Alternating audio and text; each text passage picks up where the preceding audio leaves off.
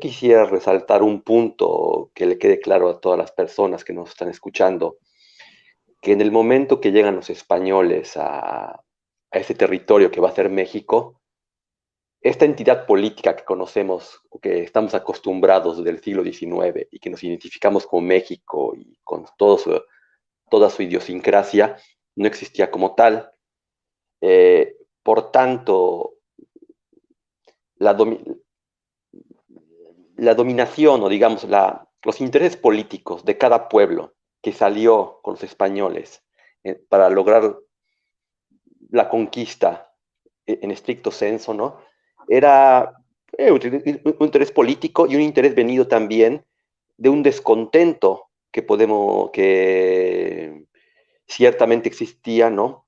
Con la dominación azteca, que también era bastante reciente, si la pensamos bien, ¿no? De 1325, que viene la fundación de México Tenochtitlan, a 1521 aproximadamente, 150 años, ¿no? Que se extendió en el altiplano mexicano, llegó hasta las costas de Oaxaca, hasta casi lo que es el estado de Tabasco.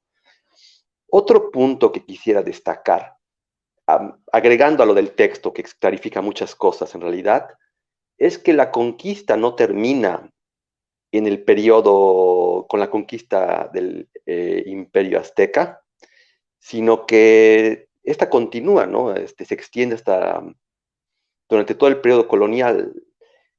Y un punto bien interesante, ¿no? Esta conquista en su mayor parte fue realizada por indígenas, sobre todo en el caso del norte de México. En el 1550, cuando entran en conflicto el virreinato de la Nueva España con las tribus nomádicas del norte de México, llamadas genéricamente chichimecas, fue que la conquista se continuó, ¿no? Y fue hecha como de manera similar al caso del Imperio Azteca, en su mayor parte por personal auxiliar, que era mayoría indígena. Eh, y entre ellos destacaban muchos capitanes, muchas personas que eran indígenas o mismo gente de los chichimecas o de las tribus chichimecas llamadas genéricamente guachichiles, zacatecos, que como suele suceder en muchos de estos casos, cambiaban de bando, ¿no? O se compraba la lealtad y combatían a sus antiguos colegas, por decirlo de algún modo.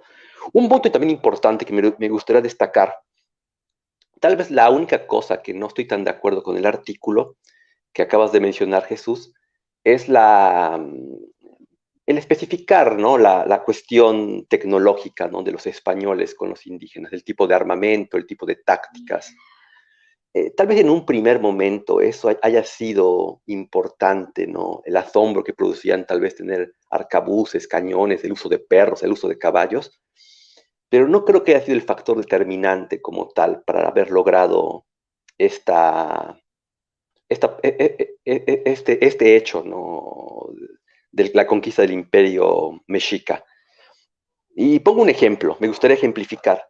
Cuando los españoles, bueno, se extendieron al norte del virreinato, bueno, a tu estado, pongo un ejemplo, el que es tu estado, Jalisco, y a partir de eso al norte, ¿no? Que se enfrentaron a pueblos más arcaicos que los aztecas, armados solamente con flechas y arcos, y flechas aparte muy chiquitas. Fueron pueblos que pudieron enfrentar con bastante efectividad a los españoles y matarlos, y en que la ventaja tecnológica no se marcó claramente. Al contrario, llegó a ser una desventaja, porque quitaba movilidad contra un enemigo que era capaz de hacer una guerra de guerrillas, usar las emboscadas y tener una facilidad de conocer un terreno que para ellos no era complicado, ¿no? Un terreno árido, un terreno sin agua y un terreno más extenso, ¿no?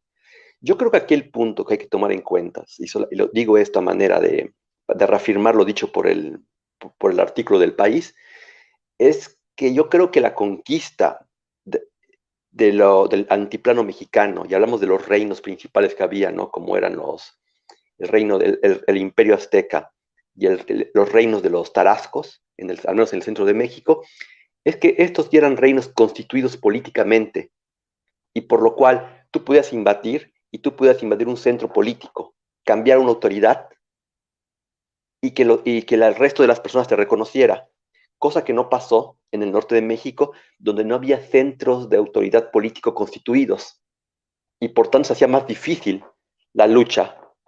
Se hizo una lucha de frontera prácticamente, en la cual se le podía ganar a un determinado cacique, a un jefe, pero eso no cambiaba el curso de la guerra, como pasó en el caso del Imperio Azteca. Entonces, hablar de la conquista de España no es hablar de la conquista a un solo país llamado México, que en ese No, no, tiempo no, ni no, siquiera no, no, no. es a unos pueblos, y esos pueblos, muchos de ellos pueblos indígenas, como dices, reinos, el reino Tarasco, etcétera, que de alguna manera se aliaron en ciertos momentos a los mismos españoles para derrocar a otros grupos indígenas, ¿cierto? Exacto, exacto, exacto. Y cada reino tiene su interés y evidentemente un reino que está acosado por los aztecas, si llega a alguien que lo pueda ayudar, como los españoles, eh, creo que no hay que juzgarlo, ¿no? Digamos, conocemos ya este tipo de infamia creada, ¿no? Las aztecas eran traidores, pero traidores a quién eran, así no eran, ellos no pertenecían a un país, ellos actuaban por su propio interés, evidentemente, creo que actuaban de manera bastante lógica, y todos los demás pueblos igual, es decir, creo que a mí me gustaría que los alumnos digitales que te acompañen ahora tomen en cuenta una cosa, y si la dominación azteca hubiera sido benévola o hubiera generado simpatías, entonces, ¿por qué tantos pueblos que no eran aztecas se le unieron a los españoles? Porque prácticamente, si uno lee el texto de Bernal Díaz de Castillo con sus exageraciones, hay un punto que es interesante, ¿no? En cada punto que Cortés tocaba, todos los caciques de Cortés, y todos los caciques se unían a Cortés. Es decir, Totonacos se unieron a Cortés, ¿no? En Veracruz, en Tepeaca, ¿no? Bueno, en Tlaxcala, ¿no? Y otro punto importante, ¿no? Es decir,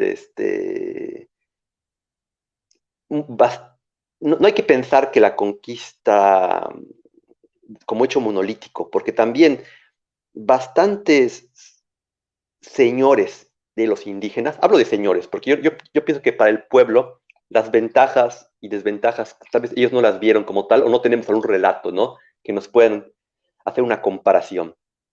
Pero los señores tlaxcaltecas, al menos, que ayudaron en la conquista, yo les podría decir que no les fue tan mal después del periodo virreinal, es decir, no obtuvieron bastantes ventajas y muchos de ellos fueron reconocidos como nobles. Y esto era también importante para los españoles, es decir, hablar con una nobleza constituida, una nobleza que que se reflejara con el tipo de autoridad política que había en España. Y eso aconteció. Y sirva de ejemplo un caso, la hija de Moctezuma. La hija de Moctezuma se casó con un noble español. ¿Y eso por qué? Porque se reconocía como un par, como un igual. Entonces, eso es lo que me gustaría especificar. Otro punto que también me parece muy importante es decir que España como tal no tuvo ni quiso tener una intención genocida. Es decir, no estuvo interesada en matar a todos los indios que había. Que se murieron, sí, se murieron culpa de las epidemias. Que muchas de esas epidemias pueden ser atribuidas a los españoles, sí. Y yo atribuyo la mortandad de estas epidemias a dos factores. Uno, un factor que ellos no tenían culpa, que era el hecho de que los pueblos indígenas vivían en un estado de aislamiento que los hizo propensos a estas enfermedades, de las cuales los españoles ya tienen una mayor resistencia. Tal vez otro punto importante, ¿no? Y tú hablaste del caso del cocolistli, ¿no? Eh, lo que se ha notado de esta enfermedad es que esta mataba mayormente a los, entre comillas, estratos bajos de la sociedad colonial o la sociedad virreinal. O sea, eran afectados mayormente indígenas y en menor medida esclavos negros. Esto ha llevado a varios gente que se dedica a las epidemias y o autores que trabajan eh, enfermedades, a pensar que también un factor que contribuyó a que estas epidemias fueran tan mortales fue la desnutrición, que ahí sí se puede atribuir a los españoles, es decir, los indígenas estaban expuestos a un régimen de explotación mayor que españoles o criollos, y con certeza un tipo de alimentación peor, que cuando llega una enfermedad causa una mayor mortandad. Mira, se me ocurre ahora un ejemplo, tal vez un ejemplo bastante malo, pero es un ejemplo actual para que nos hagamos una idea. ¿Por qué México actualmente tiene una mortandad pues, bastante grande del coronavirus, independientemente de todo lo que nos digan? Una de las razones pues, ha sido nuestra mala alimentación. Eh, Aquí en este caso podemos hacer un símil. El haber tenido una mala alimentación los indígenas debido a la explotación a los que fueron expuestos por los españoles, a ser impuestos a régimen de trabajos excesivos, los hizo más propensos a enfermedades que los españoles no tuvieron problema o casi no tuvieron mortandad. Entonces, eso me gustaría especificarlo, porque a los españoles como tal no les convenía que hubiera un descenso tan grande de la población indígena. ¿Por qué? Porque con ese descenso tan grande, la colonia, las colonias como tal, sus virreinatos, iban a ser económicamente inviables. Como se dice vulgarmente, ¿no? No vas a matar a la gallina de los huevos de oro. Si no tienes población, no tienes quien va a trabajar. Y más aún, yo comenté la semana pasada, la intención de los españoles al llegar a América, sobre todo de los colonos y los conquistadores, pues no era hacer no estaba muy envuelta la idea de hacer comercio o producir, ¿no? Ellos todavía tenían una mentalidad feudal. Entonces, por tanto, muchos de ellos lo que querían es tener personas que trabajaran para vivir de las rentas, ¿no? Vivir como varones, prácticamente.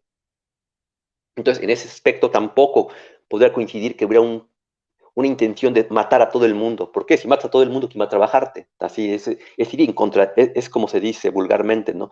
Es darte un balazo en tus propios pies, y eso no lo iban a hacer. Ese es el primer punto que me gustaría aclarar del artículo que comentaste, Jesús.